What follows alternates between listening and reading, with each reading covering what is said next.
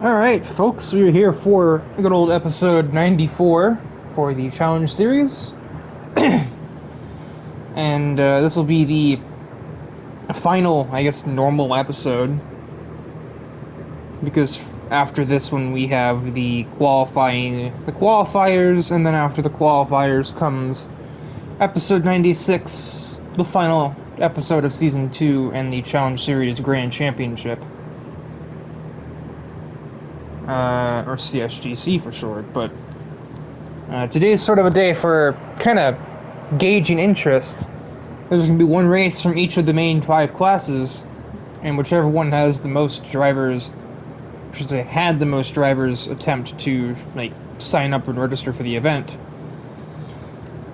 is the class that'll be used for the Grand Championship. Because, well, you may think back to Season 1, we had the Group 3 Cup, but that doesn't really work because Group 3s are not, they're not, mandated at this point in time. They're not a separate category. There's a handful of them in the 750 class, but they're not, BOP'd or anything of the sort.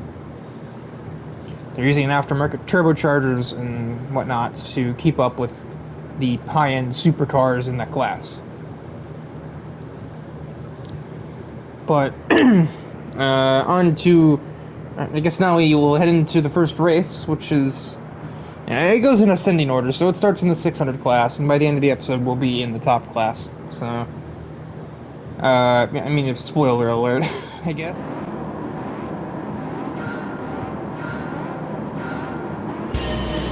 And episode 94 is underway. We head to Interlagos for the 600 class event. Pretty much the longest full circuit that this class will usually go to. Interlagos is kind of at that perfect length where it's, 2.7 miles, I think, so it's just about in the maximum length for a lap for these cars, but also just about the minimum length for a lap in a 750 class car. We could really do the whole episode here if we wanted to, but we're obviously not going to do that. We're just going to do one race.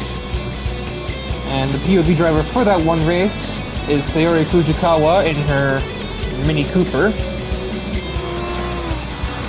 Natsuki started 4th in this race, and she's already up into the lead. There is one new vehicle running in this race. Barbara Page, Nitro representative, blah blah blah, is driving a first-gen Corvette, which she seemed pretty psyched about because, if I'm not mistaken, classic GM is more her strong suit than modern GM. She much prefers something from the 50s or 60s than something like, her frickin' 8th gen Corvette from 2020.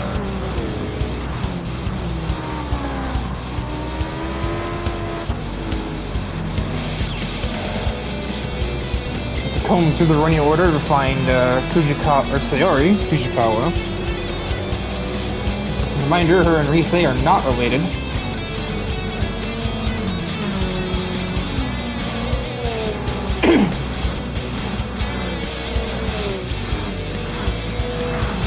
Cough there, I just ate. So, acid reflux is doing its thing. Ahead of my dad in the Firebird into T1. Lighter car, can probably brake a little later, I would say. Has a good run on Scott Webber as well in the 240.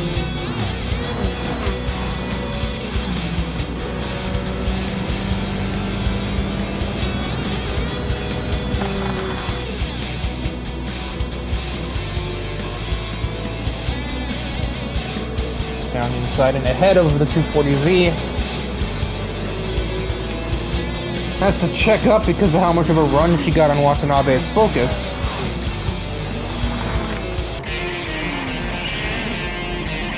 Yo really pushes into the entry of turn 5. I guess it's worked because Sayori couldn't find a way around.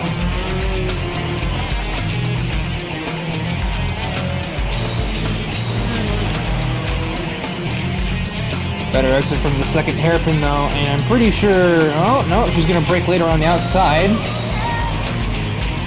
Basically use Andreas Vitalis not only has a pick, but also just straight up overtake him, and Sayori's probably going to follow her through ahead of him. They're 3 wide almost at the last turn. I think they are actually 3 wide for a second there. They are 3 wide now, and Vitalis just got absolutely mugged by 2 blue hot hatches.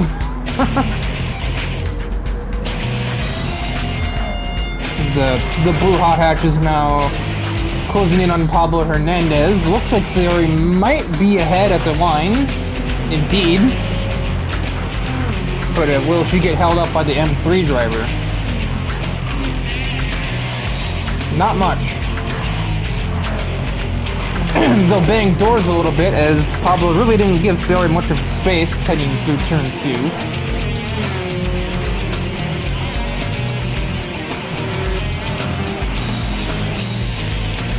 The top 3 have broken away, and this is definitely the weirdest battle for the lead I have ever seen. We have the 8-6 from Initial D battling with a first-gen Corvette, battling with an ice cream van. Only in the fucking Challenge Series, ladies and gentlemen. Only here. And then there's just some old French car in 4th being chased by a Mini Cooper. The Mini Cooper is attempting to pass a truck, and succeeding.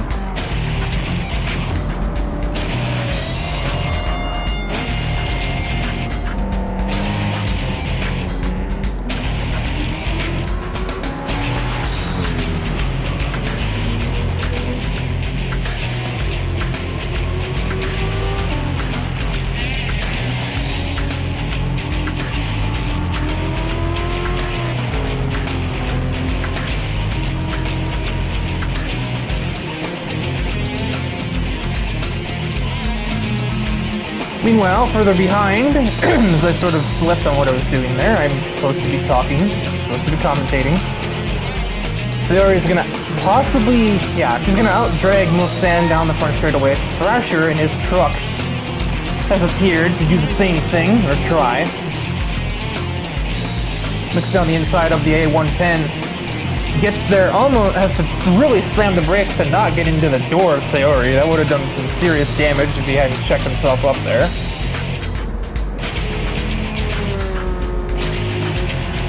But now, with the way things stand, I'm going to go ahead and say Sayori's not going to have the time to get onto the podium here. The lead 3 are, like, a couple seconds ahead now.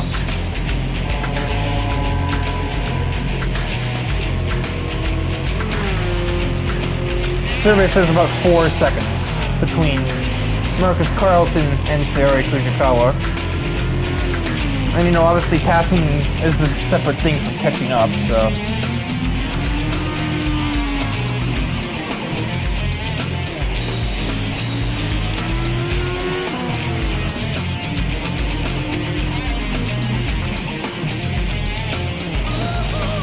Seems like Barbara's car is just slightly better.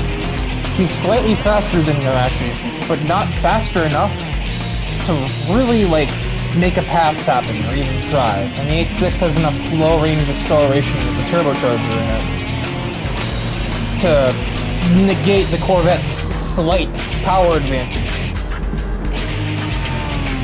And negate it she will, even though Barbara is literally riding her bumper. Natsuki Narashi is going to head through the final kink here in Interlagos and win the first race of episode 94. Barbara second, Marcus Carlton in the ice cream van will round out the podium. Sayori got 4th. Set a really fast lap time, but has just simply run out of time. Spent too long trying to navigate traffic early on in the race, and just didn't have the time to work on the leaders.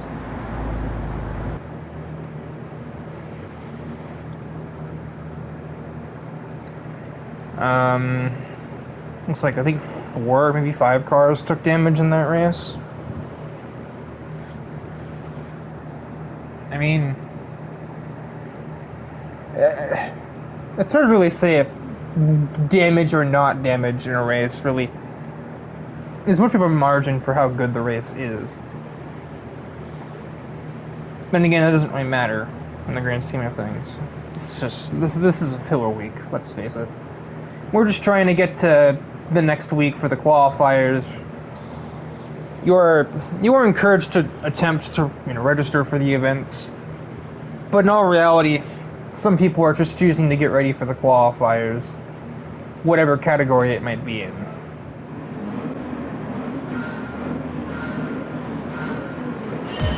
The 640 class event of the week is underway. That's interesting replay camera. I don't think I've ever seen this one before. We are on to the west layout of Lago Maggiore. They're 4 wide, and Connor Nussing has been turned directly into the wall. So I remember seeing that in the notes. And I believe this was mostly on Benjamin Bayer here. Yeah, he just turns right into him. And spins him right out. And we are on board with a different Civic in the form of Pepper Mills in her FK8 generation Civic. Although if I'm a Civic right now, I'm probably a little mindful of that 365.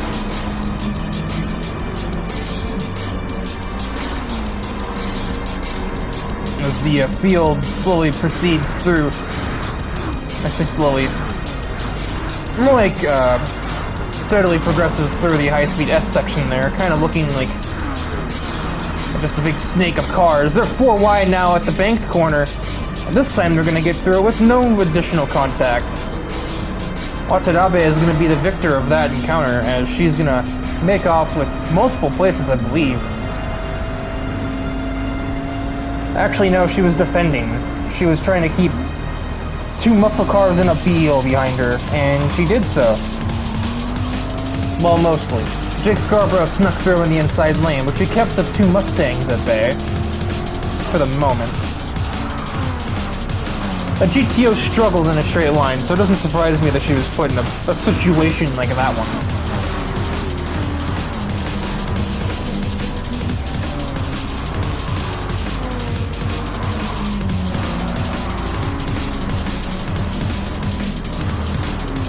In spite of the damage he's certainly sustained, Connor Nussing is still kind of keeping up with the pack here.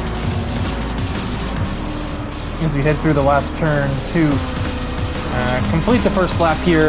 It is ironic that this track is shorter than Interlagos, and we're using a faster category car, but we're running the same number of laps. Yeah, I'm aware it doesn't make a whole lot of sense. Oh boy!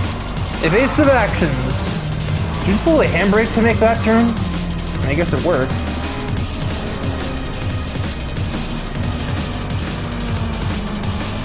Pepper Mills a little late on the brakes there, I would say. She probably could have made the turn if she could just hit the apex with no other cars around, but obviously that wasn't feasible.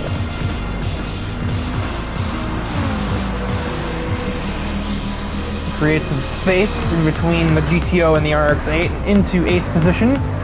Make that 7th as she overtakes her boyfriend Modesto, heading towards the bank turn.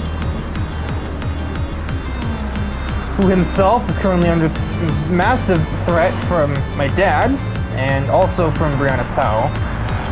My dad snuck through on the inside up the hairpin, but the RX-8 couldn't find the same momentum.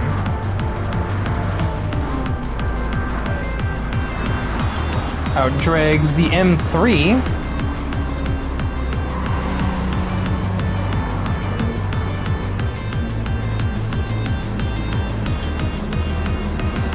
Everyone's pretty evenly spaced out here near the front of the field, all things considered. Pepper Mills got ahead of the Challenger while she was off the screen and is into the top 5. Bit of understeer, but it also works in her favor as she takes to the outside of Katamatsu. 2 laps to go, outdrags Mishima, is going to try to outbrake Yotsuba Takane. Gets almost turned by the S15, who forces herself into the vortex of danger. So no real harm was done, ultimately. I have apparently learned a new language today. Now to track down the taxi cab. Or the turbo taxi, sorry.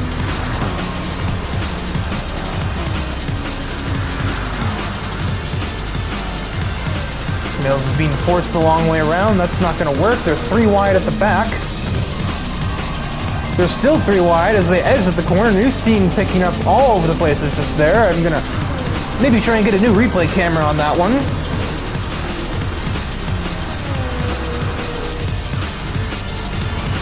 There we go.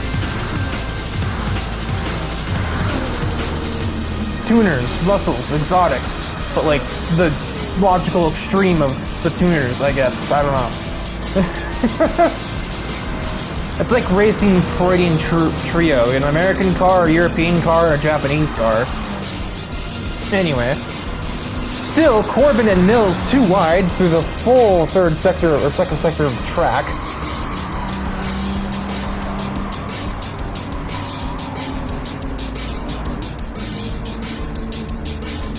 And the Civic driver has taken the lead with the lap and change worth to go.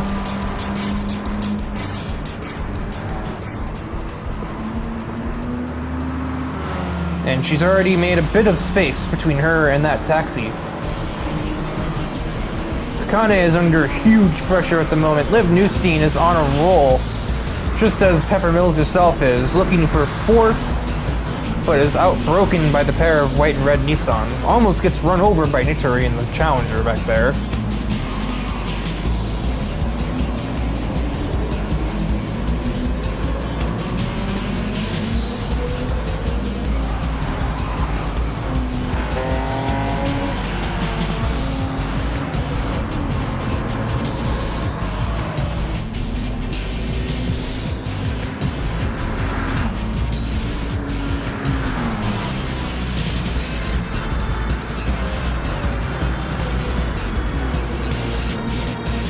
It's a pretty single file for the upper part of the pack. My dad is attempting to overtake the van.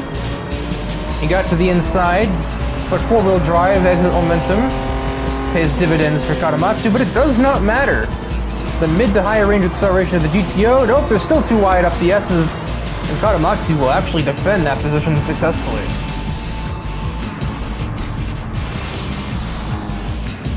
Only one more turn to go for the Civic driver of Pepper Mills.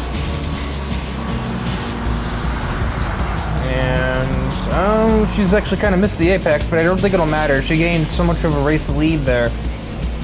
In just 1 lap, she'll head across the line to take the 640 class victory. That was Corbin's second, and Yotsuba Takane will barely hang on to third over Reiko and Liv. I'm very shocked that Sylvia held on to that spot, because she was in the pressure cooker there. Even in the cooldown lap, Reiko passed her. I'm just surprised that didn't happen in the race itself.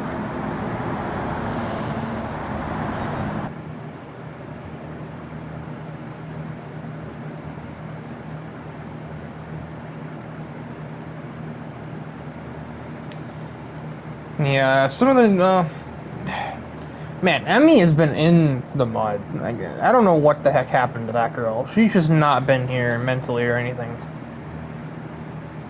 Her results have been pathetic before and after Atomic Blonde shut down.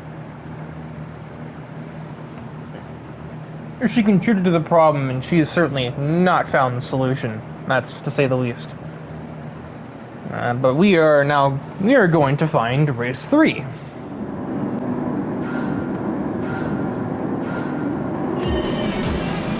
The midway race of the episode, the 675 class, is away, and this is about the only race this week that has new drivers showing up. 2 new cars for other drivers. One of them I believe was on the screen briefly there as we headed into turn 1 at Fuji. And we are on board with Kazuya Takahata. And indeed, there is the first of the 4 new cars.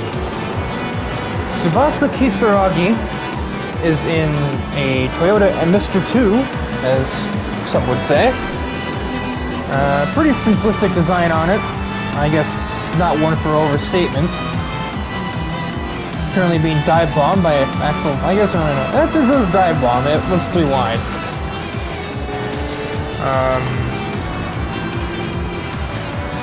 our boy Takahata just passed the second one of them. Qin Yuan from China. The name wasn't, evidence of that. Drives an RX-8 with basically the opposite color scheme of Brianna Tao's RX-8. It's by design. They're actually friends, childhood friends that have not seen each other in a while after Brianna moved out of China. And then for the two new cars, for returning drivers, Pepper Mills has apparently splurged a bit of her medical doctor paycheck, and she brings a 2002 Honda NSX, which apparently already has some damage on it, as do quite a few cars, in fact.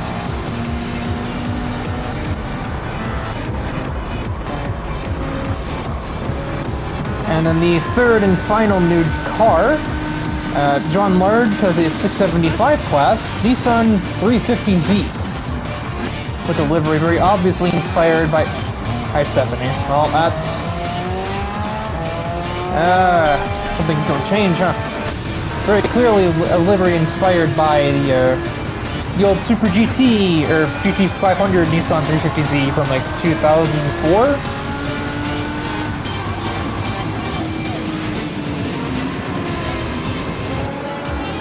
With that overtake done by Takahata, it is now an all-Japanese top 5, appropriately at Fuji.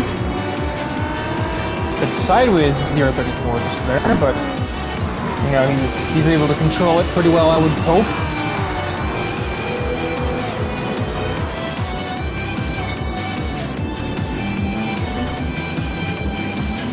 Five laps here, race a bit on the longer side, but then again, that's also due to the fact that this track is basically the same length as the last two, but the cars keep getting even faster in every race.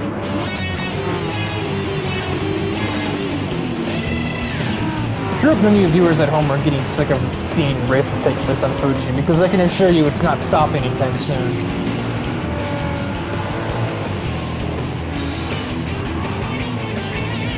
And unfortunately, as well as Large is running his 350 on its debut here, that's damage, courtesy of the 996 behind him, so into the pits he returns.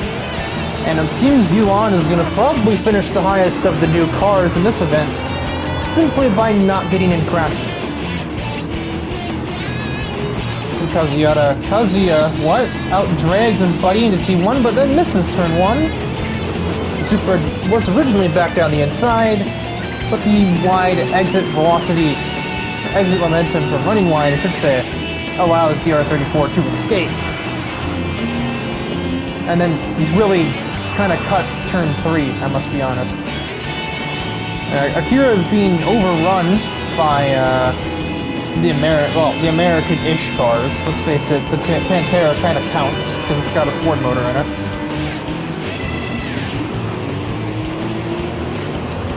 Couldn't get ahead of Aya Tsubaki, and then Isabel Aspinall overtook him on the front stretch. And now she's trying to do the same to the Camaro, with, as of yet, limited success. How did this happen? Late braking at the hairpin, down the inside, and Ellie will take the race lead with relative ease in her own 996. While one 996 is in the pit lane for damage from the missed braking point, the other one is taking the lead. Go figure. And Takahata is catching both of them, Ellie and Yo, whom she passed to take the lead.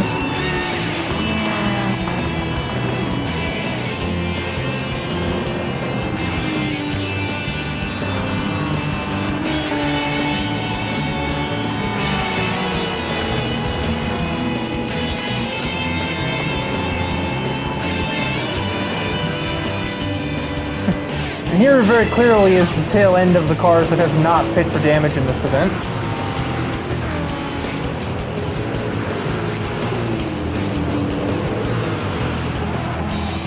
Another drag race down at turn 1, a drag race that Isabel was kind of winning, but chickened out of going down the inside of the Camaro. It's kind of like modern V8 supercars back there, a Camaro versus a Mustang. Ignore the De Tomaso Pantera, that's currently running both the down and the Supra, that's just kind of lurking.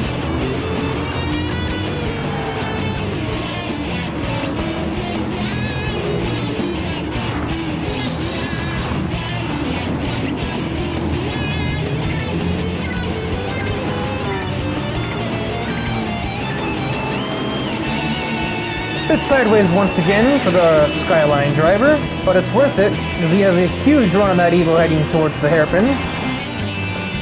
Not huge enough though, can't get down the inside just yet. Man, Isabel's really biding her time. She kind of feinted a move down the inside there, but she ultimately didn't commit to much of anything, because, well, she couldn't really do so. Oh, cheeky crossover attack. Yo slid wide up the track as her car was understeering, and Kazuya just said thank you very much.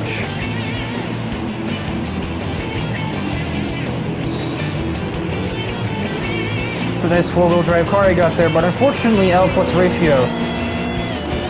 Said Kazuya probably, I don't know. But actually didn't get enough of a corner exit off the last turn to get ahead of Yo on the front stretch.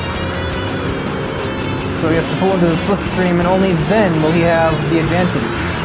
And he will move into second place with a lap left to go in the race. Not a whole lot of time to get up to Ellie, but it's certainly still doable, to say the least.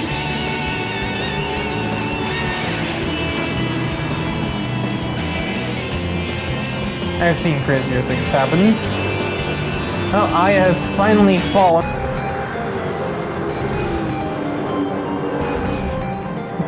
She had fourth place out of the last turn, but by the time we were hitting the braking zone for turn 1, both of those Ford-powered machines had blown ahead of him. And Axel picked up 2 for the price of 1. Got Aspinall the deal too. However, I don't think you'll have the time to get any higher when Yo's all the way up here. And Kazuya is taking the lead. Alright, was not ready for that. Ellie, I think, maybe took this long sweeping corner a little too conservatively, and Kazuya was not doing that. Around the outside goes that Trailer Park Nissan. Into the lead with basically a lap of, like, a half a lap to go.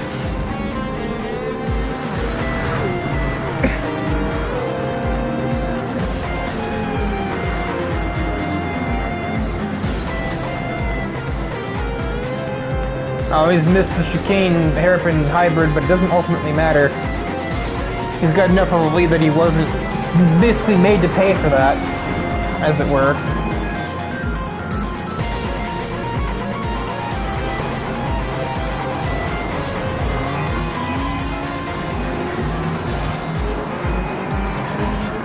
Mr. 2 does not seem to have the pace around this circuit, that's for sure. Falling down the kind of back half of the running order here. Yuan is mostly held station there. By the way, Yuan is her, that is her first name, by the way. Chinese honorifics, but Kazuya Takahata is going to narrowly escape with the victory here at Fuji. Ellie and Yo were right on his heels. Dedrick Schwartz is going to barely outdrag the Camaro across the start-finish line for P6.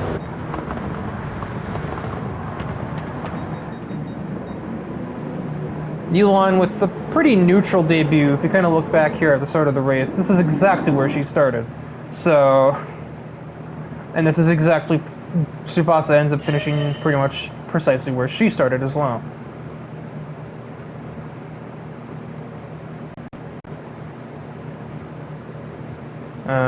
Fell to 13th at the very end, but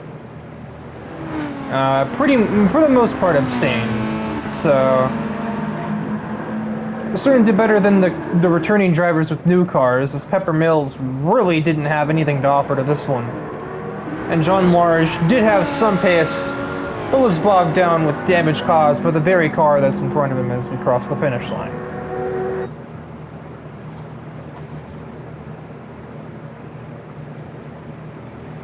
So, yeah, none of the debuting cars really blowing the world away, especially not Pepper's NSX. Beginning to wonder if she didn't get that off Wish.com and she just got an NS. There's no X. Just 2 letters. You get 2/3 of the car.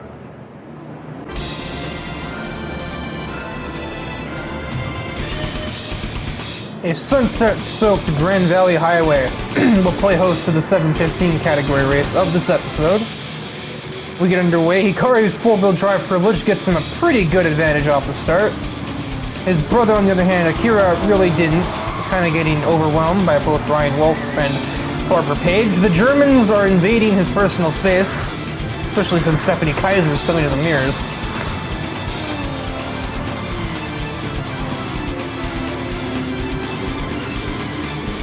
We are on board with Jake Scarborough, who's already had a pretty decent start to the race. He's up to 11th place, as only through like one sector of the racetrack here. I suppose part of it is home track advantage. This track is in California, even though I'd say its home track is probably Sonoma, but that is not in the game. Have to go back to Gran Turismo 4 for that one, folks. Finally gets clear of the Corvette-powered Miata and into 12th place.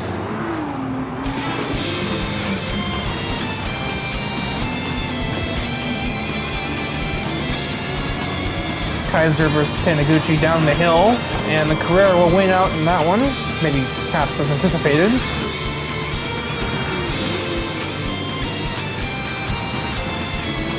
Hikari has very much to be good in his escape plan here.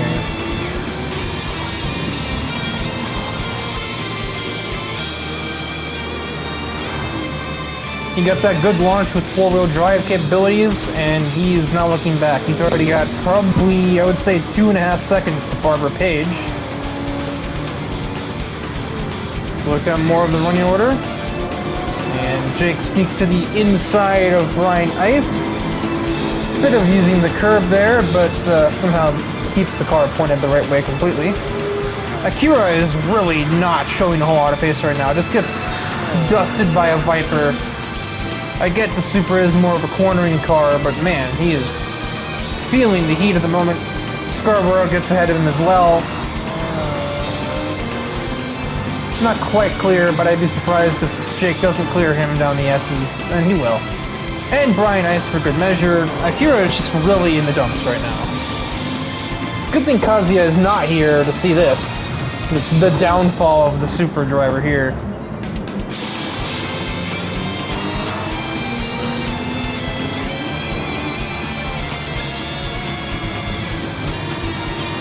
Ice with a little bit of physical close quarters combat gets into 8th place.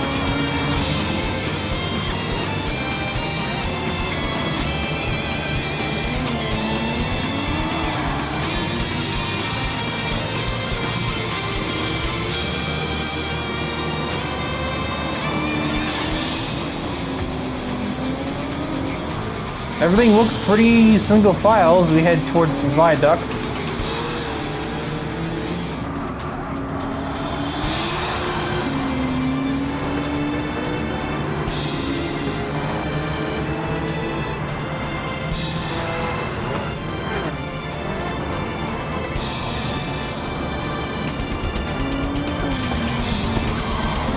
Oh, now it's Garrison going through ahead of Akira Taniguchi. He just does not have anything in that car.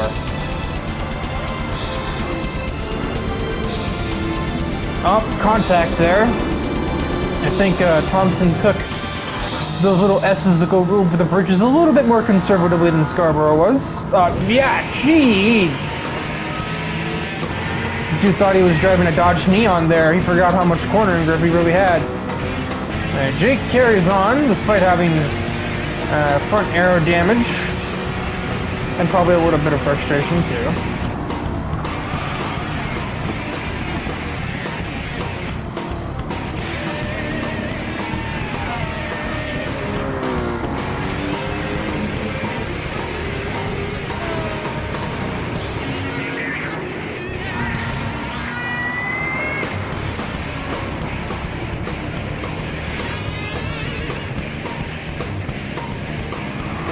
Shots like those definitely are more appropriate when there really is the battle going on. As Thrasher and I called them scenery porn. That's what this track is. This track is just a sight to behold. It's not, you know, It is roughly the same track as it was in like the old Gran Turismo games, but just looking at the place is just a visual spectacle that not many other, if any other racetracks in this game can really give.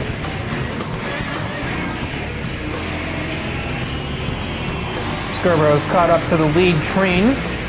Hikari is kinda still a safe distance ahead, but the gap is narrowing, to say the least.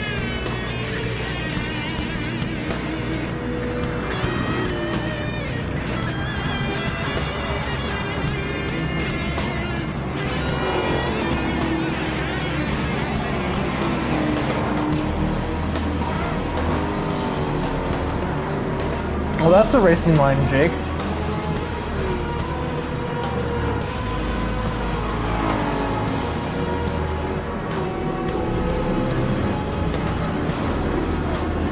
Around driver's left on the head of Stephanie Kaiser, and on to the front straight to begin the final lap of the race here from Grand Valley. There's a pretty good run on the 458, but really understeering into turn 1. Eric has to almost spin out to avoid a big collision, and Jake completely misses the turn-in.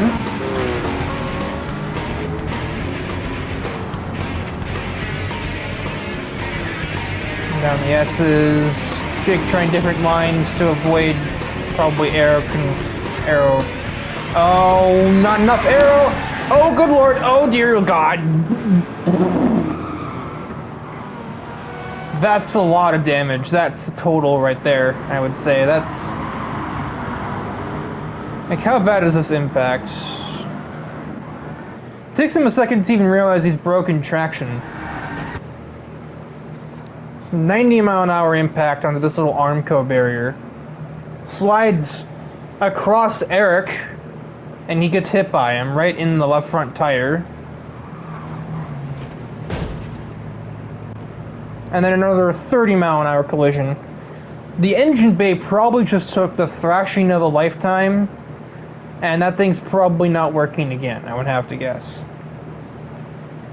And since we're on the final lap, the race was called there. So Hikari managed to use that front or four-wheel drive advantage to good effect and hold on to the lead long enough. I don't think he would have lost the lead even if the race had continued to the end, because Barbara was not able to actually gain time on him. She was just maintaining position.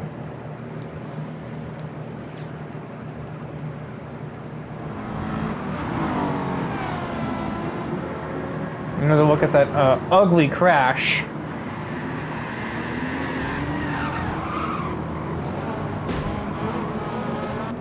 Eric probably saw something rather harrowing there as he made his way towards the hairpin, I bet. One last view from his perspective. Yeah, there's suddenly an AMG and then it is gone.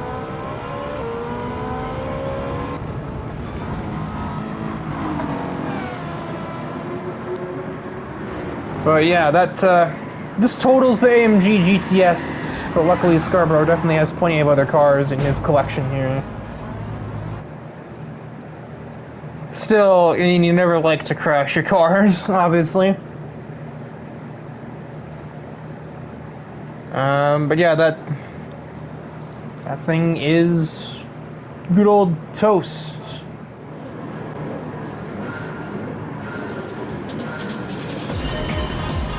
The final race of the episode is away, and we head to a very foggy, full Lake Major circuit. We return to the same venue as we were at on Monday, but now with the fast cars in the series as opposed to some of the slowest ones. Also, it's Tuesday right here. I don't know how calendars work currently. We are on board with Paul Valentine's fake Golf GT. It's not quite Golf, it's like Gluff. Or like Flug. Fog. I don't know. Into the hairpin, Francesca Ferranti way out of shape. Oh! That couldn't have been very much separation between those two there.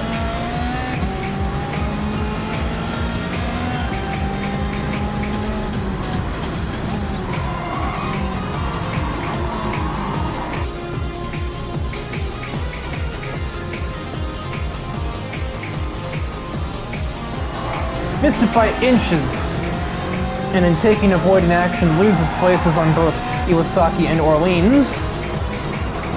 Probably still better than trashing 2 race cars, you know?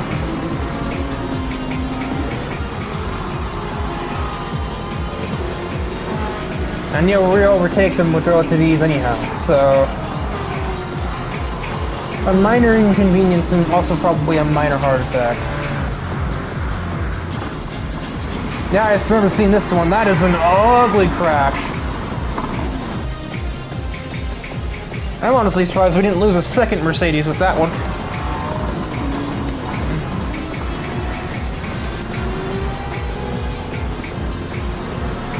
Another ugly rejoin in the way of Paul Valentine that nearly causes damage to him, but he manages to somehow avoid disaster again. Trying to avoid the grass there, though. What the hell?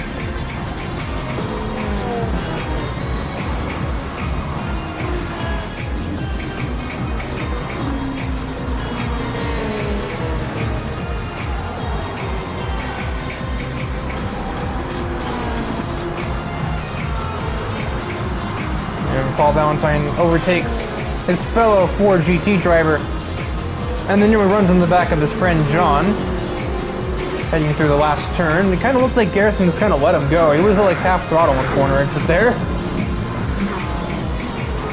They are teammates after all, so maybe he did.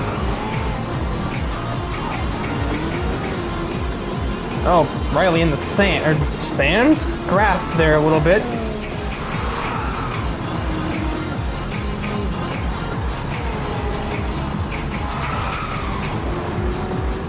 And Paul Valentine looks set to add a Ford to the Corvette wars here. Alice Carson, of all people, is the leading GT3 car. James Stillwell, much in the same vein as Hikari in the previous race, has put four-wheel drive launch to a good effect to have the lead early on in the race. He also started on pole, which definitely helped, but I mean, you can easily start on pole and not stay there, but he is obviously staying there. As Carson is now leading the onslaught of GT3s against the F40 of Reiko Mishima. Paul Valentine, meanwhile, catches some big air here, but keeps the car planted. Running down the order to see if everybody else does the same. It looks like everybody has kind of got everything under control here.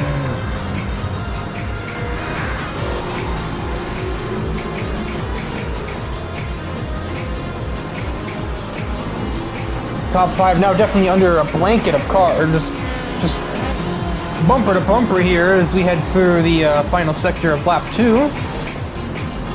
Paul Valentine looks to add his GT to the mix of Group 3s. Gets ahead of JJ West.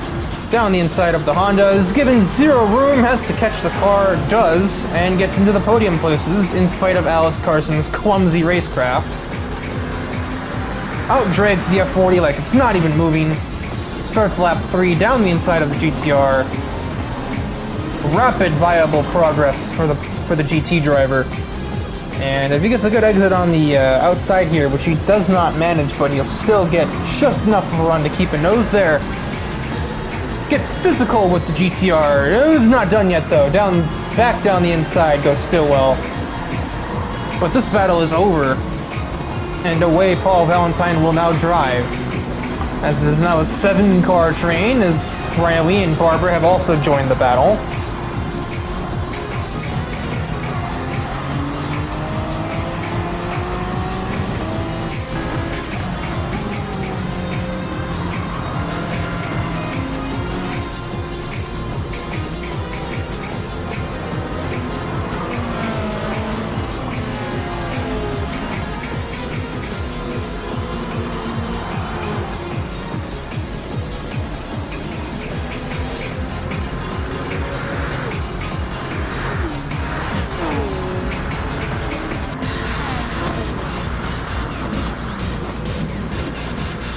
JJ West has a pretty good run into the hairpin, and he'll get ahead of fellow GT3 driver Alice Carson. Maybe squeezing her a bit on exit, but, well, What do you do? That's what you do, I guess. Barbara Page follows the Subaru ahead of the Acura, but then really understeers through the S's and loses that progress, and might also lose 6th or 5th to Blanchard there if she's not careful. Carly Watts has entered the back of this train. So although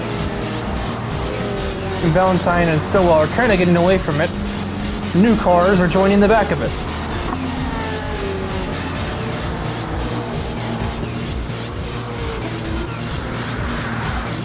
And the operative term there is kind of. Honestly, they're not really getting that far away from this train. It is pretty much an 8-car train. And if more laps were in the race, I'm pretty sure that Garrison would probably get into it himself.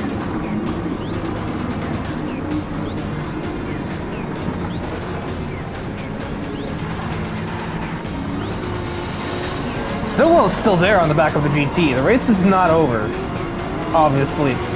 But like, even like, you know, metaphor or hypothetically, not over. As opposed to just literally not over, I guess. I don't know. Point is, Stillwell can still definitely capitalize if he gets a few good corners here and Paul doesn't.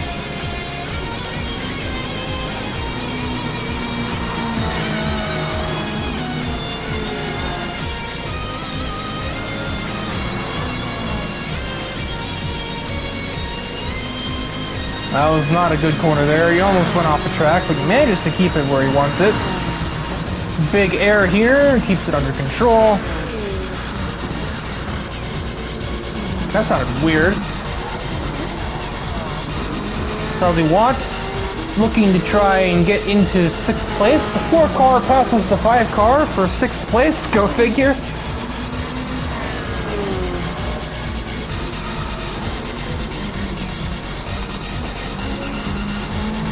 Bit of understeer. Actually, no, never mind. That was what he was trying to do.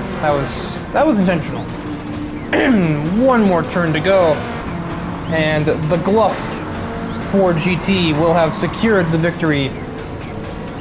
And there it is. A little late on the apex, but Paul Valentine will head out of the last turn and claim the W for Black Stallion Motorsports. James Stillwell 2nd and Reiko 3rd. The GT3 cars had nothing to offer today for those podium spots, except for a little bit of rear-end contact. Carson giving Reiko some repairs to make post-race. I'm sure she's really happy about that one. Not really.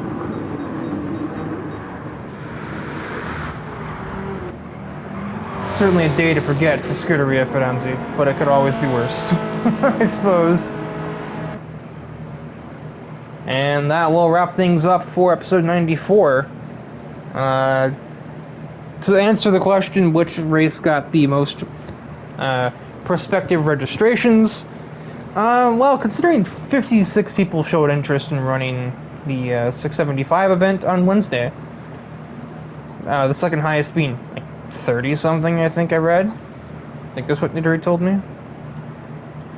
Yeah, I think it's 675 that's in the highest demand. So it'll probably be another 675 Cup, but it'd have a little more grandeur than just the normal 675 Cup that was run earlier in the season, back in like episode 66, I think. As it is the Challenge Series Grand Championship. But first, before we can ever get there, we have to qualify. We have to set the grid. So, you know, that's how Mafia works. But for the immediate time being, that is all. Goodbye.